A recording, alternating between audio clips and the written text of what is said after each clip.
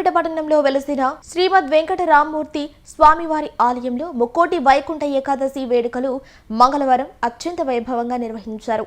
పర్వదినాన్ని పురస్కరించుకుని తెల్లవారుజామునే స్వామివారిని మేల్కొలిపి ప్రత్యేక పూజలు, విశేష అభిషేకాలు ఘనంగా చేపట్టారు. అనంతరం స్వామివారిని భక్తులను మంత్రముగ్ధులను చేసేలా రత్నాలంకరణతో సర్వాంగ సుందరంగా అలంకరించారు.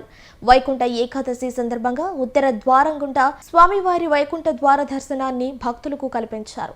గోవిందరామ స్మరణతో ఆలయ ప్రాంగణం మారుమోగిపోగా భక్తుల శ్రద్ధాభక్తులు వెల్లివిరిశాయి. తెల్లవారుజాము నుంచి వందలాది మంది భక్తులు క్యూ లైన్లలో బారులు తీరి స్వామివారి దర్శన భాగ్యం పొందారు.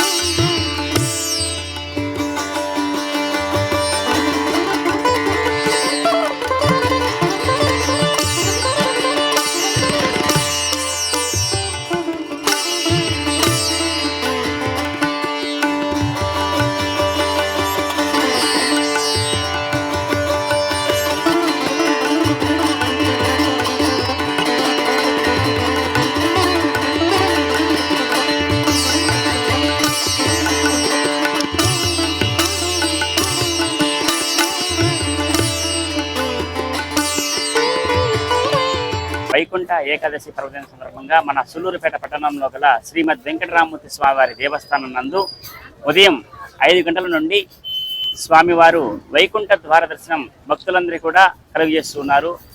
మన పట్టణ ప్రజలందరూ కూడా స్వామివారిని దర్శించుకొని తీర్థప్రసాదాలు స్వీకరించి స్వామివారి కృపకు పాత్రలు కాగలుగుతూ అందరూ కూడా ధన్యులవుతున్నారు.